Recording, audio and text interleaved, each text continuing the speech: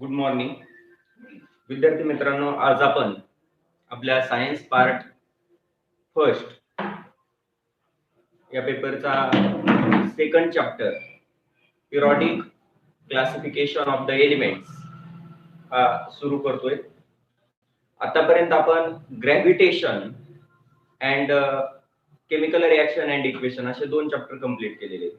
पहिला chapter gravitation हा फिजिक्सचा topic होता, तो कंप्लीट केला. नंतर केमिस्ट्रीचा chapter chemical reaction and equation तो कंप्लीट केला. आणि आता जो आपल्याला चॅप्टर सुरू करायचा आहे तो आहे periodic classification of the elements.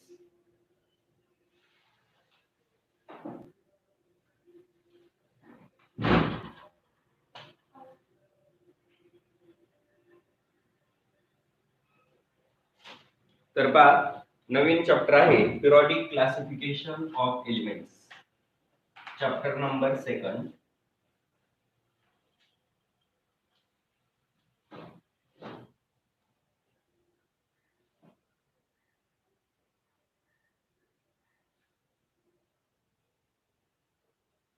Periodic classification of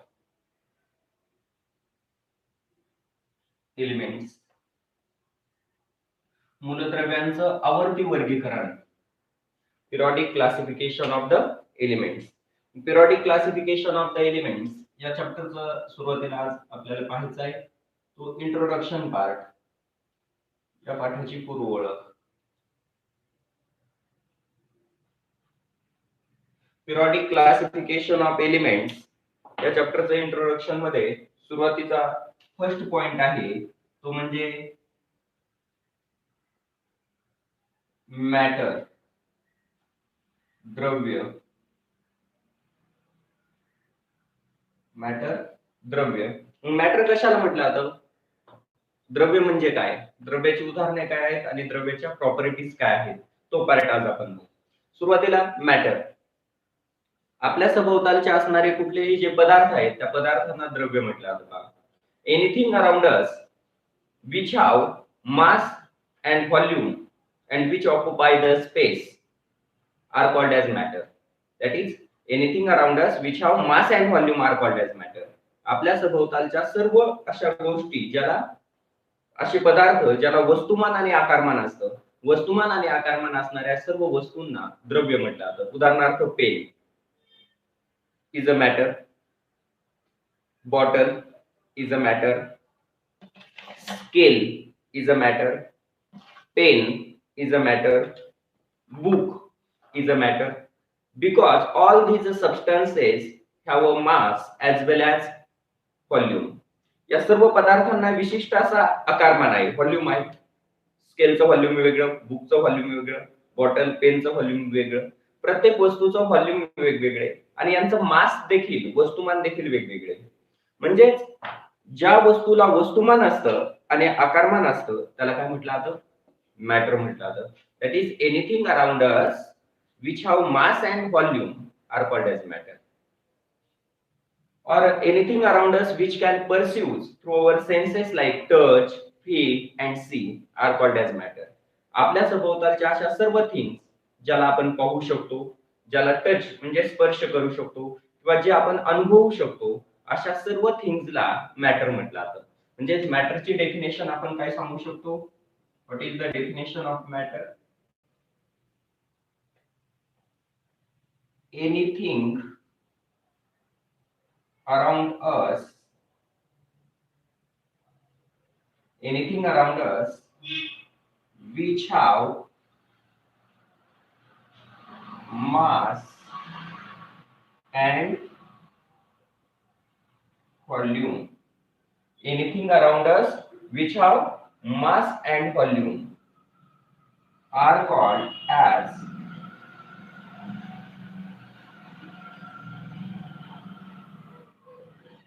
matter. आपल्या सभोवतालचं सर्व काही ज्याला काय आहे? वस्तुमान आणि आकारमान आहे. Anything around us which have mass and volume. Which have mass and volume. Volume means the space occupied by matter is called volume. एखाद्या मॅटरने ऑक्युपाय केलेला स्पेस म्हणजे काय असतं? त्याचं व्हॉल्यूम असतं. आणि मास म्हणजे काय? Total quantity of matter contains in body. बॉडीमध्ये असणारे एकूण मॅटर म्हणजे त्या बॉडीचं मास असतं. Then examples of the matter. या मॅटरचे एक्झाम्पल्स कोणते आहेत पहा. फर्स्ट एक्झाम्पल तुम्हाला सांगितल्या पद्धतीने pen, book, chalk, table, air, water, soil, anything around us. आपल्या सभोवतालचं सर्व काही ज्याला काय आहे मास आणि व्हॉल्यूम आहे असे सर्व सबस्टन्सेस हे काय असतात मॅटर असतात. म्हणजे द्रव्य कशाला म्हटलं आता आपल्या सभोवतालचे असे पदार्थ ज्याला वस्तुमान आणि आकारमान आहे. वस्तुमान आणि आकारमान असणाऱ्या सर्व पदार्थांना द्रव्य म्हटलं जातं. Anything around us which have mass and volume that is occupy space are called as matter. Then characteristics of the matter or properties of matter. Properties of matter. द्रव्याचे गुणधर्म. Properties of matter. द्रव्याचे गुणधर्म. द्रव्याचे कोणते गुणधर्म आहेत? द्रव्याच्या property मध्ये मॅटरची first property आहे every matter is made up of very small tiny and elastic particles. प्रत्येक पदार्थ हा लहानात लहान अतिसूक्ष्म अशा कणांनी बनलेला आहे. मग तो पेन असेल, अनेक लहान लहान प्लास्टिकचे कण एकत्र येऊन हा प्लास्टिकचा पेन तयार झालेला आहे. त्याच्यानंतर याच्यामध्ये असणारी इंक, अनेक वेगवेगळे केमिकलचे ऍटम्स एकत्र येऊन ही इंक तयार झालेली. वॉटर, हायड्रोजन ऑक्सिजन ऍटम एकत्र येऊन वॉटर तयार झालेले. म्हणजे अनेक लहान लहान पार्टिकल एकत्र येऊन हे मॅटर बनलेलं असतं. That is every matter is made up of very small tiny and elastic particles. Every matter is made up of very small, tiny and elastic particles. Every matter is made up of very small, tiny and elastic particles. Then second, matter have a mass. द्रव्याला काय असतं? वस्तुमान असतं. द्रव्य हे लहानात लहान अतिसूक्ष्म अशा कणांनी बनलेले. त्याच्यानंतर द्रव्याला वस्तुमान असतं. Matter have a mass. Matter have a volume. Matter have a volume. द्रव्याला आकारमान असतं. That is it occupy space. म्हणजे द्रव्य जागा व्यापतो. Matter occupy space. Then next, matter have a density. द्रव्याला घनता असते. Matter have a density. द्रव्याला घनता असते. Then next, matter exist in solid, liquid and gaseous state.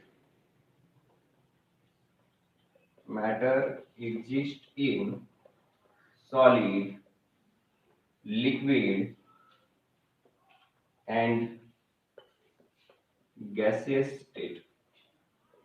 What is the matter and what are the properties of matter? Matter म्हणजे काय, द्रव्य म्हणजे काय आणि द्रव्याचे गुणधर्म कोणते आहेत ते पहा. Anything around us which have mass and volume are called matter. आपल्या सभोवतालचं सर्व काही ज्याला वस्तुमान आणि आकारमान आहे त्याला द्रव्य म्हणतात. Anything around us which have mass and volume is called matter. Example, pen, book, chalk, table, air, water, soil, notebook, book, mobile, जे काही बोर्ड आपल्या सभोवताली आपण जे जे पाहू शकतो, ज्याला टच करू शकतो, जे experience. Year is a matter. जरी हवेला आपण पाहू शकत नाही, टच करू शकत नाही, परंतु एक्सपिरियन्स करू शकतो, म्हणून ते देखील मॅटर आहे. Then what are the properties of matter. मॅटरच्या प्रॉपर्टीज काय आहेत? Every matter is made up of very small, tiny and elastic particles. प्रत्येक मॅटर हे स्मॉल, टायनी, इलॅस्टिक पार्टिकल्स न बनलेले. Matter have a mass.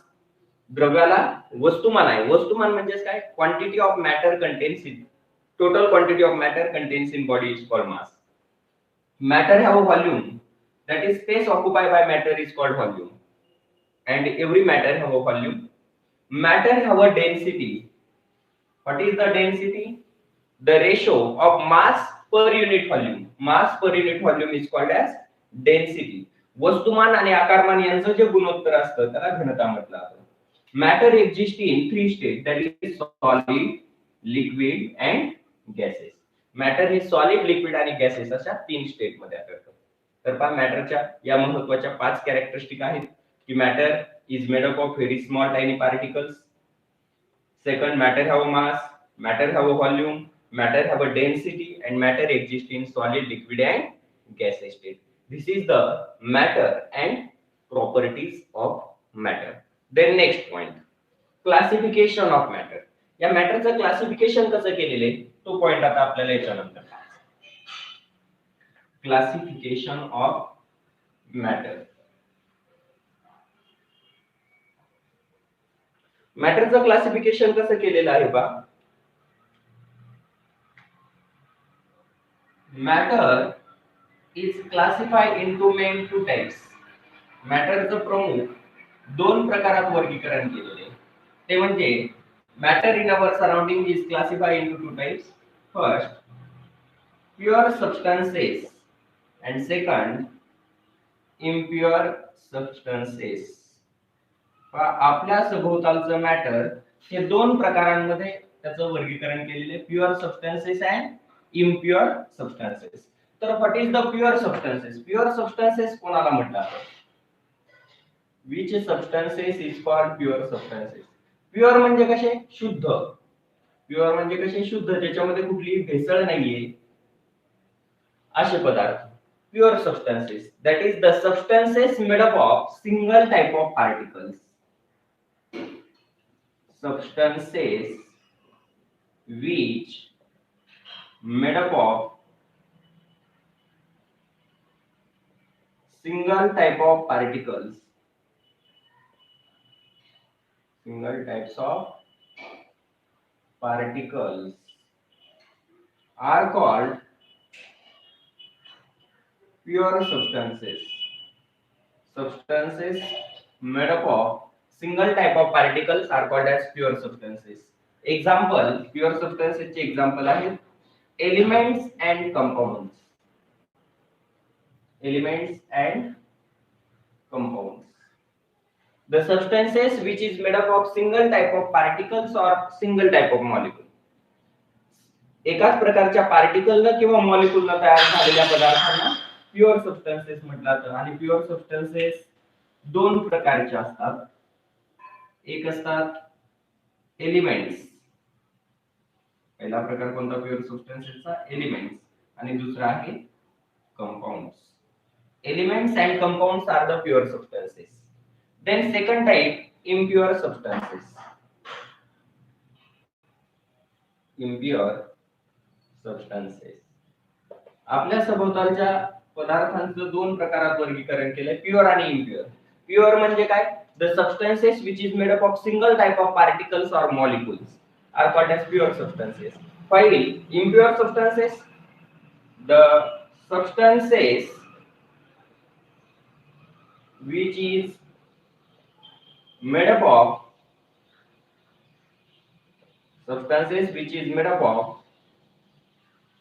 more than one type of particles.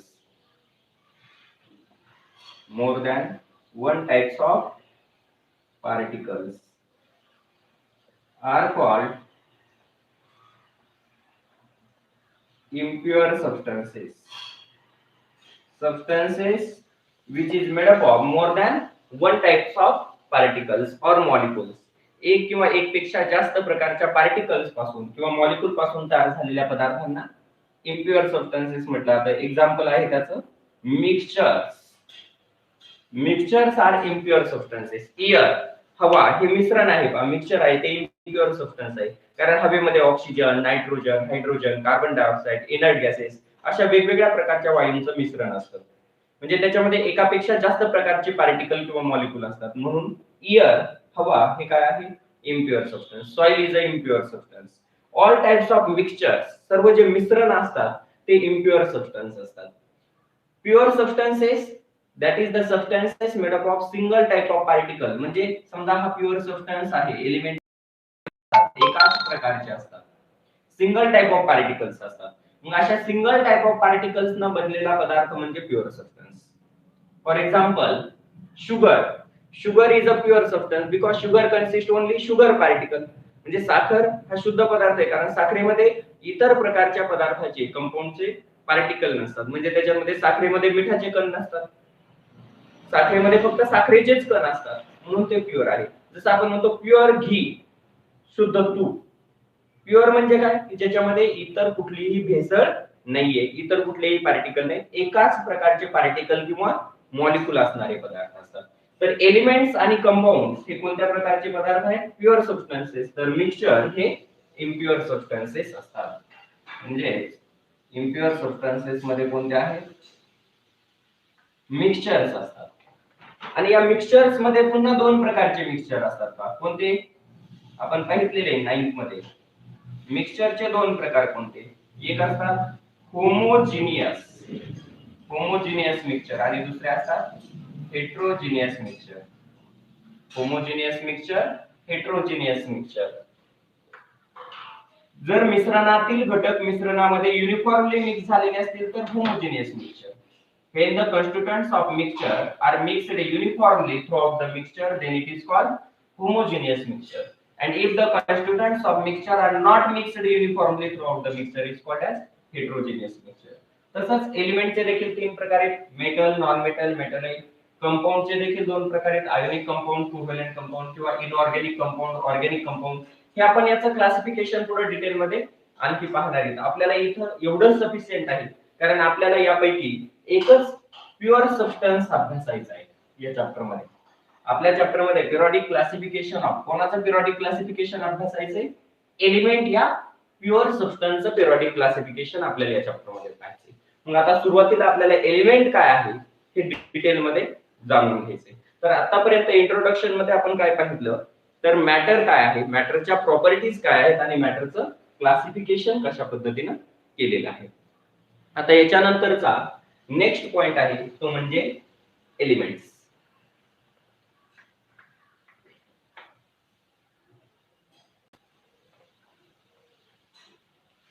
Elements, मूलद्रव्य.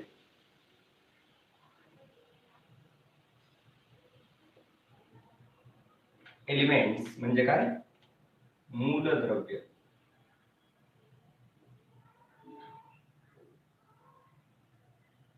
Elements, मूलद्रव्य.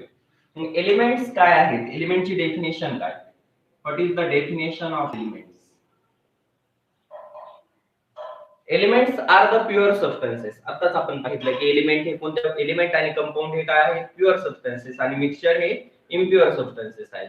मग एलिमेंटची डेफिनेशन आपण काय सांगू शकतो, the pure substances which is made up of single type of particles having similar properties. What is the elements? The substances which is made up of, pure substances which is made up of single type of particles having similar properties are called as elements.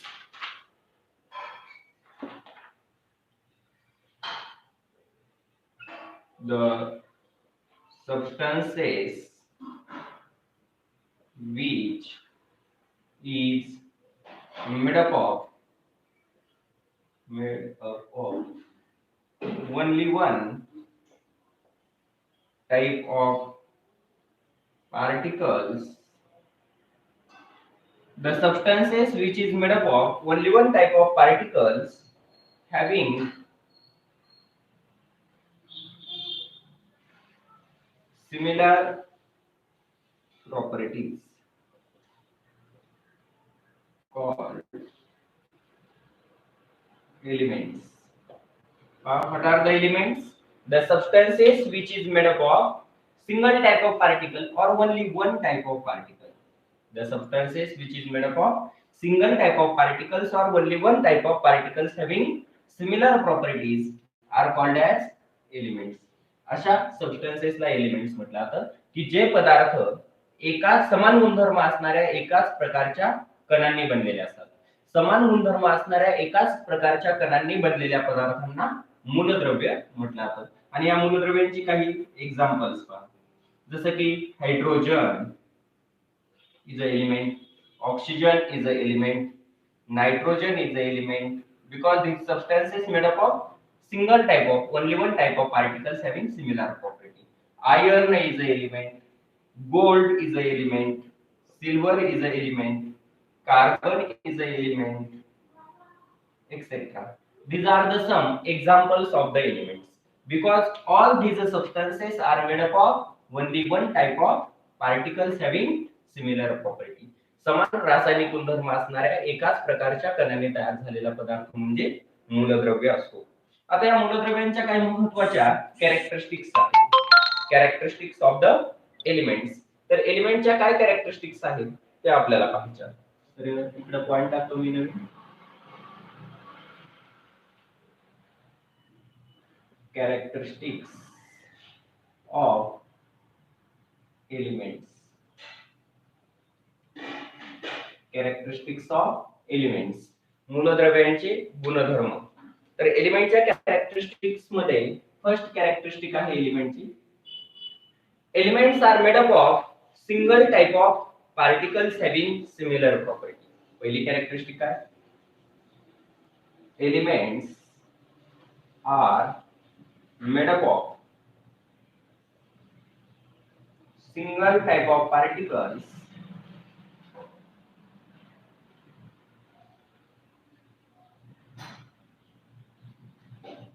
having similar properties. समान गुणधर्म असणाऱ्या एकाच प्रकारच्या कणांनी तयार झालेले पदार्थ म्हणजे मूलद्रव्य असतात. म्हणजे मूलद्रव्य हे एकाच प्रकारच्या समान गुणधर्म असणाऱ्या कणांनी बनलेले असतात. Then second, composition of particle is uniform throughout the element.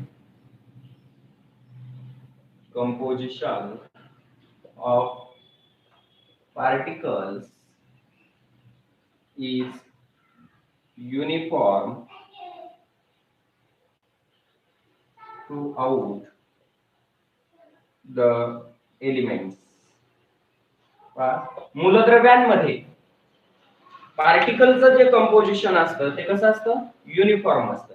The composition of particle is uniform throughout the element. Element मध्ये पार्टिकलचं कंपोजिशन हे युनिफॉर्म आहे. युनिफॉर्म कंपोजिशन असतं, एक सारखं असतं, म्हणजे सर्व पार्टिकल एकसारखे अरेंज झालेले असतात. Then next, third characteristics of element. एलिमेंटची तिसरी कॅरेक्टरिस्टिक्स आहे different elements are made up of different types of particle, while same elements are made up of same type of particles.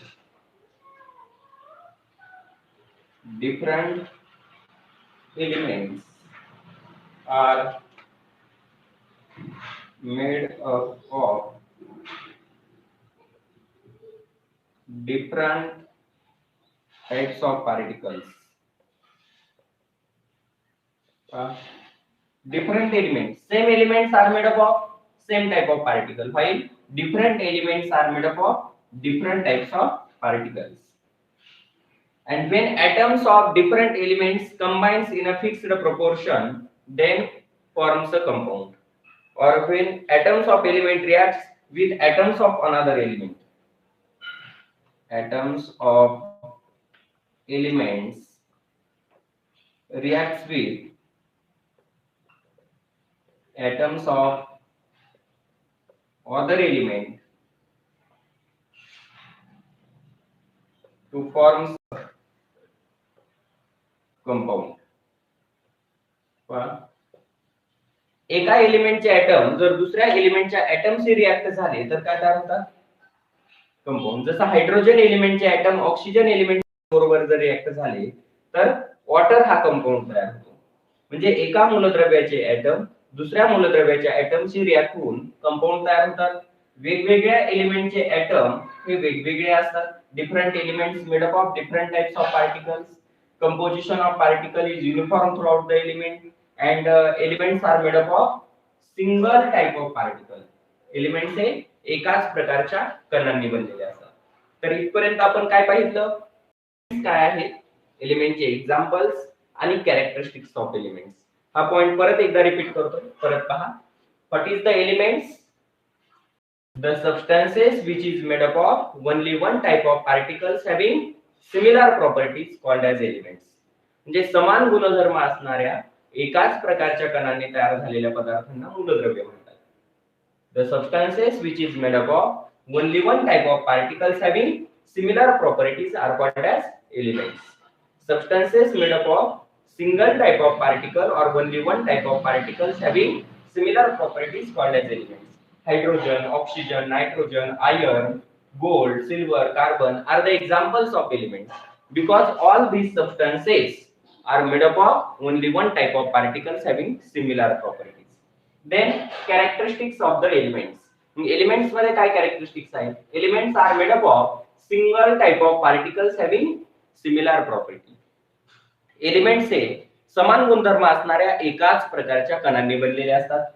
Composition of particle is uniform throughout the element. Element मध्ये पार्टिकलचं composition हे uniform असतं. Different elements are made up of different types of particle. वेगवेगळे element वेगवेगळ्या प्रकारच्या पार्टिकलने बनलेले असतात. And atoms of elements react with atoms of other elements to forms a compound. These are the 4 important characteristics of the element. Then next point, या chapter मधला पुढचा point आहे एलिमेंटच्या रिलेटेड असणारा, तो काय आहे पहा.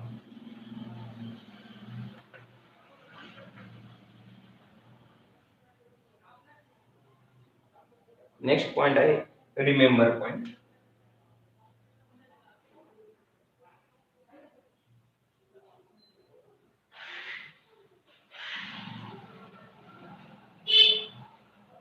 रिमेंबर, तर त्याच्यामध्ये सांगितलंय टिल अ डे, आजपर्यंत, till a day, till a day 118 elements, 118 elements are discovered.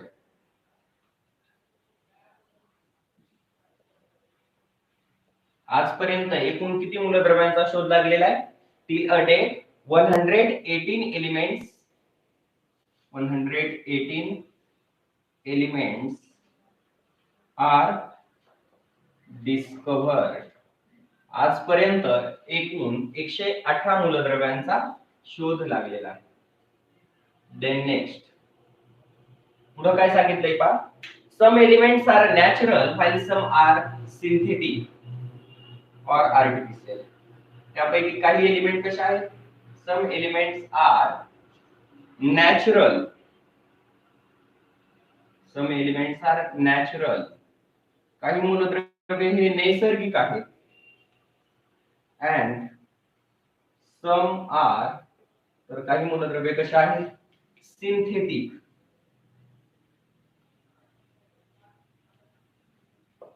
Some elements are natural and some are synthetic. काही मूलद्रव्ये हे नैसर्गिक आहेत, नॅचरल एलिमेंट्स आहेत, तर काही सिंथेटिक आहेत.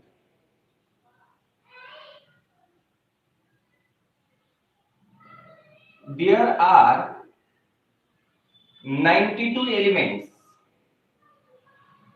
92 elements are natural and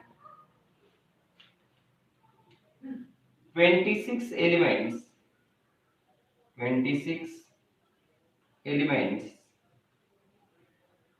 are synthetic. किती एलिमेंट नॅचरल आहेत? 92 elements are natural element and 26 element are synthetic element. Which elements are called as natural element? कोणत्या एलिमेंटला नॅचरल म्हटलं जातं? The elements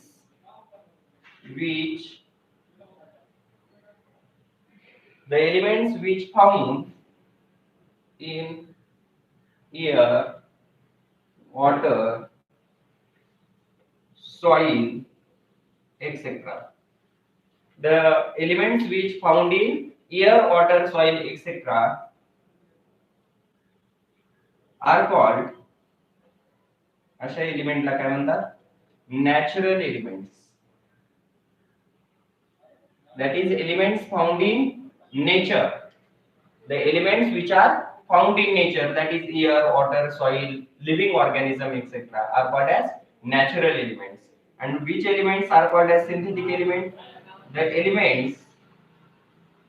elements which synthesize, elements which synthesize from natural elements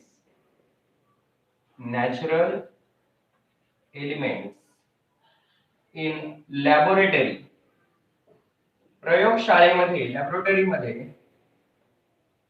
जे natural element पासून तयार केलेली मूलद्रव्ये असतात, are called synthetic elements. Which elements are called as natural elements and which elements are called as synthetic elements? Till a date 118 elements are discovered. आजपर्यंत एकूण 118 मूलद्रव्यांचा शोध लागलेला आहे. Some elements are natural, त्यापैकी काही एलिमेंट 118 पैकी काही मूलद्रव्ये नॅचरल आहेत तर काही सिंथेटिक किंवा आर्टिफिशियल आहेत. सिंथेटिक आहेत किंवा आर्टिफिशियल आहेत, कृत्रिम आहेत.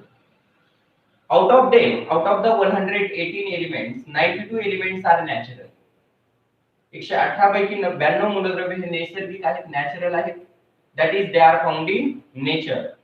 The elements which are found in air, water, soil, or living organism are called as natural elements, and there are 92 elements are natural elements. And the element which are synthesized from the natural element in laboratory, मध्ये, प्रयोगशाळेमध्ये natural element पासून synthesise केलेले जे elements असतात त्यांना synthetic element म्हटलं जातं. There are 26 elements are synthetic elements. मग असे कोणते एलिमेंट आहेत की जे नेचर मध्ये आढळतात? Oxygen, hydrogen, nitrogen, carbon are present in living organism or in air, hence they are natural elements. But isotopes of the uranium element, युरेनियमचे जे isotope आहेत ते आर्टिफिशियली लॅबोरेटरी मध्ये तयार केलेले आहेत आणि म्हणून ते सिंथेटिक आहेत. तर अशा पद्धतीनं हा एलिमेंट पॉइंट आपण इथं पाहितलेला आहे. आता याच्यानंतर नेक्स्ट पॉइंट आहे की या एलिमेंटचं क्लासिफिकेशन करण्याची आवश्यकता का निर्माण झाली. Need of classification of element. तर तो पॉइंट आपल्याला पाहायचा आहे की मूलद्रव्याचं पिरियडिक फॉर्म मध्ये पिरियडिक क्लासिफिकेशन मूलद्रव्यांचं का केलं जातं. इथपर्यंत आपण एलिमेंट्स काय आहेत हा पॉइंट पाहितलेला आहे. जर याच्यात काय अडचण असेल तर तुम्ही नंतर मला पुन्हा विचारू शकता. हा पार्ट सोपा होता का आतापर्यंत? याच्यात काय अवघड नाही, आपण इथून पाठीमागे अभ्यासलेला आहेच. आता नेक्स्ट पॉइंट आहे need of classification of elements.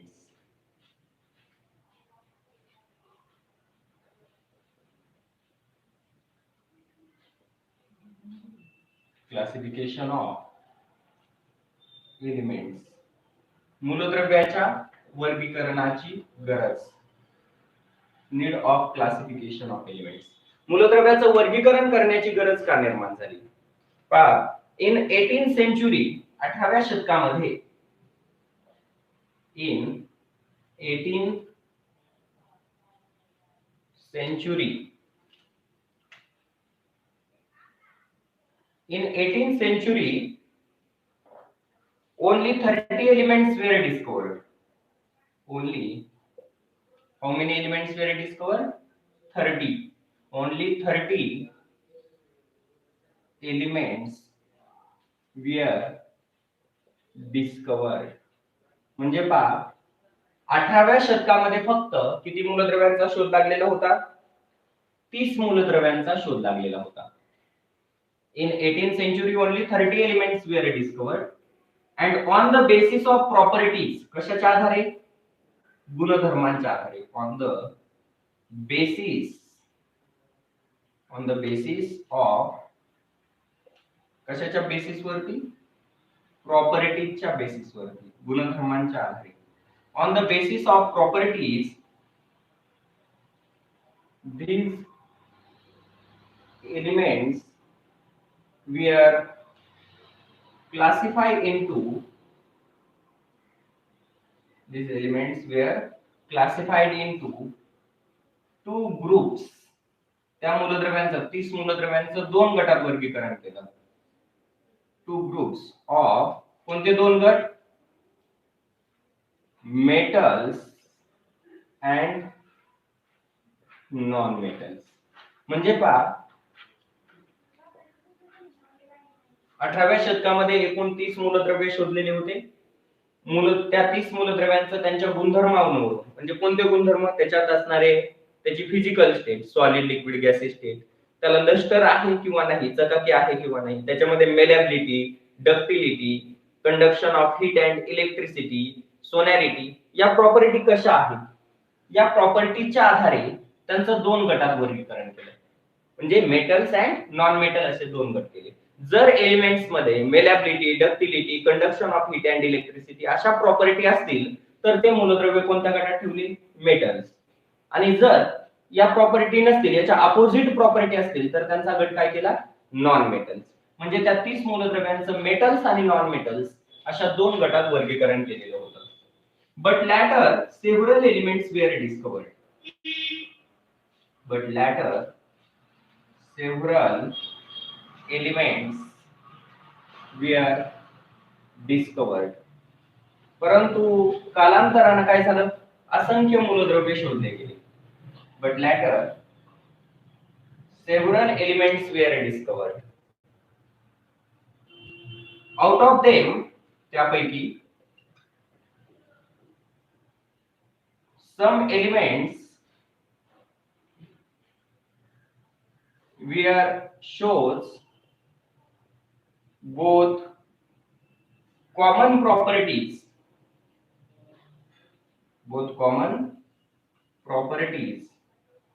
of group of metals and non-metals. कालांतरानं 18व्या शतकाच्या नंतर काही आणखी जास्तीचे सेव्हरल एलिमेंट, आणखी जास्त एलिमेंट शोधले गेले. त्या नवीन शोधल्या गेलेल्या मूलद्रव्यांचं देखील वर्गीकरण दोन गटात करण्यात आलं. Metal, non metal. Malleability, ductility, conduction of heat and electricity हे गुणधर्म असतील मेटल मध्ये, याच्या अपोजिट गुणधर्म असतील नॉन मेटल मध्ये ठेवण्यात आलं. परंतु नवीन शोधलेल्या काही मूलद्रव्यांपैकी, आउट ऑफ देम, त्या नवीन शोधलेल्या मूलद्रव्यांपैकी some elements were shows both common properties of group of metals and non metals. त्या नवीन शोधलेल्या मूलद्रव्यापैकी काही मूलद्रव्य हे मेटल आणि नॉन मेटल यांच्या कॉमन प्रॉपर्टी दाखवत होते किंवा दर्शवत होते. हेन्स त्याच्यामुळेच difficulties were creates in classification of elements. Classification of elements in earlier days. त्याच्यामुळे मूलद्रव्याच्या वर्गीकरणामध्ये काय निर्माण झाल्या होत्या? डिफिकल्टीज निर्माण झाल्या होत्या. Hence difficulties were created in the classification of element in earlier days. सुरुवातीच्या काळामध्ये मूलद्रव्याच्या वर्गीकरणात अडचणी का निर्माण झाल्या? कारण 18व्या शतकामध्ये फक्त 30 मूलद्रव्ये शोधलेले होते. त्या 30 मूलद्रव्यांच्या गुणधर्मांवरून त्याचं मेटल आणि नॉन मेटल अशा दोन गटात वर्गीकरण केलेलं होतं. कालांतरानं आणखी काही सेव्हरल एलिमेंट डिस्कवर करण्यात आले. त्या एलिमेंट पैकी काही एलिमेंट हे मेटल्स आणि नॉन मेटल या दोन गटांच्या कॉमन प्रॉपर्टी दाखवू लागले. आणि त्याच्यामुळे मेटल आणि नॉन मेटलच्या कॉमन प्रॉपर्टी असणारे जे एलिमेंट्स आहेत त्यांना जर मेटलच्या गटात ठेवलं तर त्याच्यात नॉन मेटलच्या पण प्रॉपर्टी आहेत. नॉन मेटलच्या गटात ठेवलं तर मेटलच्या देखील प्रॉपर्टी आहे. त्याच्यामुळे त्यांचं वर्गीकरण कसं करायचं ही एक नवीन समस्या, ही एक डिफिकल्टीज या मूलद्रव्याच्या वर्गीकरणामध्ये सुरुवातीच्या काही काळामध्ये 18व्या शतकामध्ये निर्माण झालेली होती. टू ओव्हरकम सच डिफिकल्टीज, अशा डिफिकल्टीज निर्माण होऊ नयेत भविष्यात म्हणून, to overcome such difficulties, new systematic classification of elements we are needed. आणि अशा समस्या, अशा डिफिकल्टीज एलिमेंटच्या क्लासिफिकेशन मध्ये निर्माण होऊ नये म्हणून नवीन पद्धतशीर अशा वर्गीकरणाची शास्त्रज्ञांना गरज भासू लागली. And therefore different scientists classify the elements in systematic way. वेगवेगळ्या शास्त्रज्ञांनी पद्धतशीरपणे मूलद्रव्याचं वर्गीकरण करण्याचा प्रयत्न हा 18व्या-19व्या शतकामध्ये केलेला होता. तर आपल्याला सुरुवातीच्या काळामध्ये हिस्ट्रीमध्ये वेगवेगळ्या सायंटिस्टनं कशा पद्धतीने एलिमेंटचं क्लासिफिकेशन केलं, ती एलिमेंटच्या क्लासिफिकेशनची हिस्ट्री 18th आणि 19th सेंचुरी मध्ये जे क्लासिफिकेशन मूलद्रव्याचं करण्याचा ट्राय केला, पिरियडिक क्लासिफिकेशनच्याही अगोदर जे वर्गीकरण करण्यात आलं त्याच्याबद्दल देखील थोडंसं हिस्ट्री जाणून घ्यायची. तर पॉइंट आहे history of classification of elements. तर history of classification of elements पाहण्याच्या अगोदर हा पॉइंट परत एकदा मी रिपीट सांगतो. पहा, तुम्हाला सायंटिफिक रिझन असं विचारलं जातं, difficulties were creates in the classification of element in earlier days. असं सायंटिफिक रिझन विचारलं जातं. difficulties were creates in the classification of element in earlier days. त्याचं रिझन काय? Because in 18th century only 30 elements were discovered. On the basis of properties, these 30 elements are classified into two groups, that is metals and non-metals. But later several elements were discovered, and out of them some elements were shows both common properties of metals and non-metals, and therefore difficulties were created in the classification of elements in earlier days.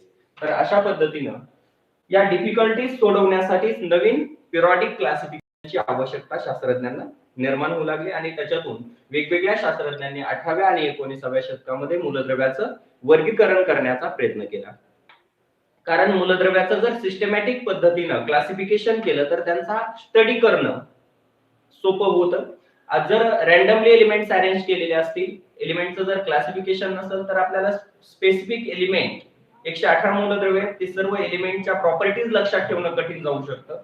आणि जर त्याचं पद्धतशीरपणे वर्गीकरण केलं तर सर्व एलिमेंटच्या properties अभ्यासणंही सोपं होतं, त्या मूलद्रव्यांचा अभ्यास सोपा होतो आणि ते एलिमेंट लक्षात ठेवण्यासाठी, अचूकतेनं त्यांचे गुणधर्म सांगण्यासाठी देखील वर्गीकरणाचा उपयोग होतो आणि म्हणून मूलद्रव्यांचं वर्गीकरण केलं जातं.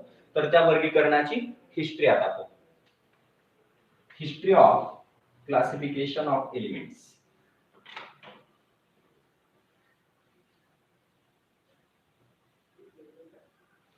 तर history of classification of elements या पॉइंट मध्ये आपल्याला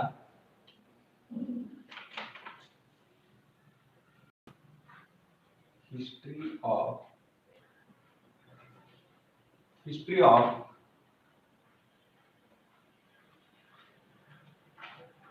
क्लासिफिकेशन ऑफ एलिमेंट्स, मूलद्रव्याच्या वर्गीकरणाचा इतिहास. एलिमेंटच्या क्लासिफिकेशनची हिस्ट्री आपल्याला पाहिजे. तर एलिमेंटच्या क्लासिफिकेशनच्या हिस्ट्रीमध्ये जे फर्स्ट सायंटिस्ट होते 18th सेंचुरी मध्ये ते म्हणजे डोबेरायनर, जॉन वोल्फगँग डोबेरायनर. तर त्यांनी जे एलिमेंटचं क्लासिफिकेशन केलेले, त्यांची जी सिस्टीम होती क्लासिफिकेशनची त्याला म्हटलं जातं ट्राइड्स. तर त्या क्लासिफिकेशनला म्हटलं जातं Dobereiner triads. Dobereiner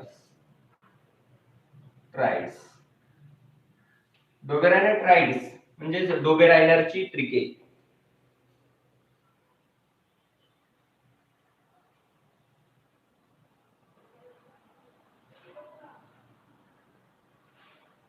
डोबेरायनरची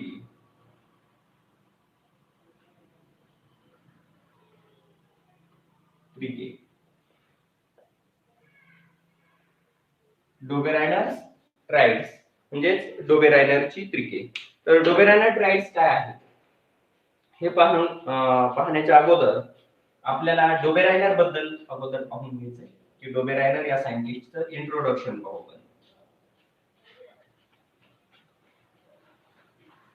John Wolfgang Dobereiner, त्यांचं नाव काय आहे? John Wolfgang Dobereiner, John Wolfgang Dobereiner. John Wolfgang Dobereiner, John JOHAAN,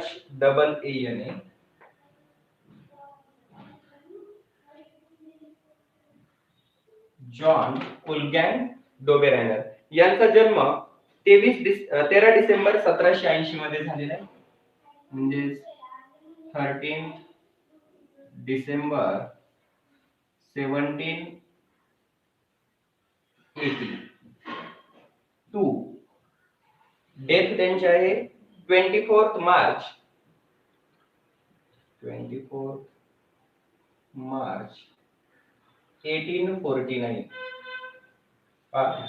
John Wolfgang Dobereiner यांचा जन्म केव्हा झाला? 13 डिसेंबर 1780 मध्ये त्यांचा जन्म झाला आणि 24 मार्च 1849 मध्ये त्यांचा मृत्यू झालेला आहे. Dobereiner was